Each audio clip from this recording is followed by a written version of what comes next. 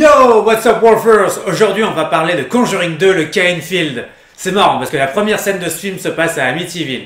Et quand on voit cette scène, on se dit, un remake d'Amityville réalisé par James Wan. Hein?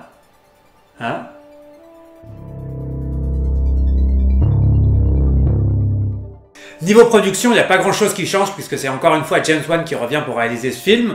Patrick Wilson et Vera Farmiga reviennent pour interpréter Warren, et une nouvelle fois, ce sont les frères Hayes, excellents co-scénaristes, qui écrivent l'histoire de ce film. Alors les Warren vont cette fois-ci en Angleterre, dans la banlieue de Londres, pour enquêter sur le cas d'un poltergeist qui va toucher une maison dans la banlieue démunie de Londres, et apparemment une petite fille d'une douzaine d'années est également possédée dans cette histoire. Ce qui est assez rigolo avec Conjuring 2, c'est qu'on sent qu'on commence à reconnaître le style de James Wan. La patte du réalisateur, c'est tout à fait palpable. Si vous avez déjà vu Insidious, si vous avez déjà vu le premier Conjuring, vous êtes totalement en terrain connu avec Conjuring 2. En fait, c'est assez une sorte de greatest hits, moi c'est vraiment l'impression que j'ai eu quand je l'ai regardé hier soir, sur le cinéma d'horreur de James Wan. On va avoir des cuts, une sorte de jump cut à la Rob Zombie un petit peu qu'on retrouvait dans Insidious. On a les fameux travelling qu'il y avait dans le premier Conjuring. On a tout un tas d'aspects techniques et de façon dont il va construire la peur dans les scènes, qui sont très réminiscentes des premiers Conjuring, du premier Conjuring et des premiers Insidious.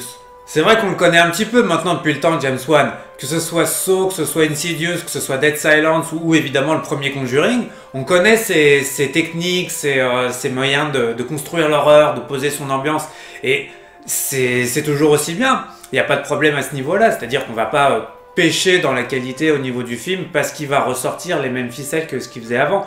Sauf que, justement, c'est pas très original.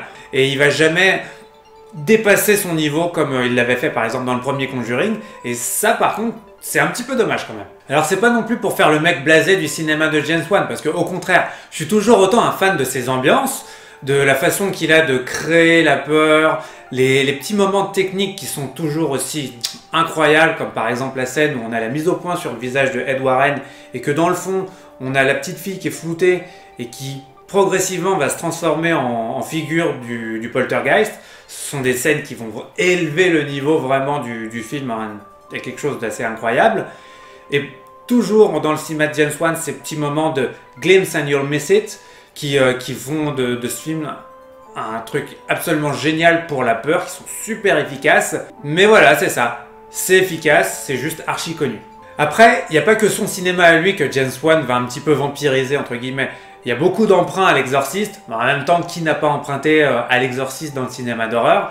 Et en dehors de ça, il y a d'autres petites choses qui sont un petit peu moins subtiles, je vais dire, que dans le premier. Il y a beaucoup d'expositions. Alors par exemple, le montage de presque 2 minutes sur London Calling des Clash avec des images de l'Angleterre des années 80, enfin 70-80.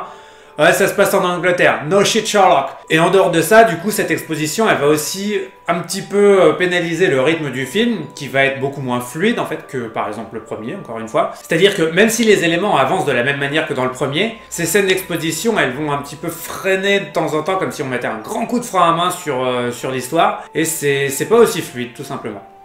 Le truc pour lequel Conjuring 2 est toujours aussi bon par rapport au premier, c'est la peur. J'adore quand les scènes de peur se construisent petit à petit et qu'elles apportent vraiment quelque chose qui paie à la fin, et c'est exactement ce qui se passe dans ce film-là.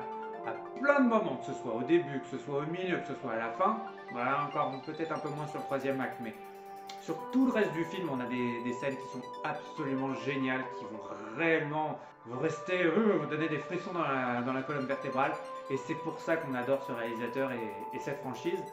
Bon, par contre, il faut absolument qu'on parle du personnage de la nonne. Parce que autant le film La Nonne qui est sorti au cinéma il n'y a pas longtemps, c'est une daube absolue, autant toutes les scènes qui contiennent la nonne dans Conjuring 2 sont nettement meilleures que le film La Nonne, et en plus, elles donnent énormément de volume à ce film-là. C'est-à-dire qu'à la base, la nonne n'était pas du tout dans le film, c'est quelque chose qui a été rajouté après la production principale du film sur les reshoots, et ça apporte vraiment quelque chose de super flippant à ce film-là. Le personnage de la nonne est terrifiant, ça il n'y a pas de doute, et en plus de ça, toutes les scènes qui contiennent la nonne sont terrifiantes. Je pense à la scène du tableau qui est sûrement une des meilleures du film, et pour ça je dis kudos parce que c'était vraiment un super ajout. C'est juste dommage que le film qu'ils ont tiré de cette scène-là, de ce personnage-là, il soit un peu pourri. Donc concrètement, ça donne quoi Conjuring 2? C'est un film, techniquement, il n'y a rien à redire. Il est très très beau, les mouvements de caméra sont toujours incroyables, les ambiances sont toujours aussi bien travaillées, la peur est toujours là, elle est vraiment réussie. Ça manque juste d'originalité.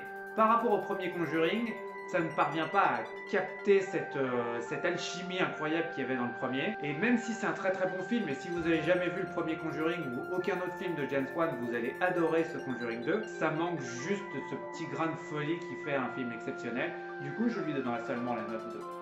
7 sur 9, ce qui est bien mais pas top. Non, sérieusement, vous allez dire que je radote, mais n'allez surtout pas voir La Nonne, c'est une merde, ça ne vaut rien. Franchement, je préfère encore que vous restiez chez vous, que vous posiez dans votre canapé et que vous mettiez un bon Exorciste, le premier Conjuring, Insidious même à la rigueur, j'adore. Bah du coup, allez-y, commentez-moi, c'est quoi votre film de James Wan préféré? Vous oubliez pas qu'il faut liker, qu'il faut partager, tout ça, commentez aussi. C'est le nerf de la guerre. Et en attendant, moi je vous dis à la prochaine, pour une prochaine review probablement de films d'horreur parce que Halloween n'est pas encore là. Et sur ce, je vous dis, all of this has happened before and it will happen again.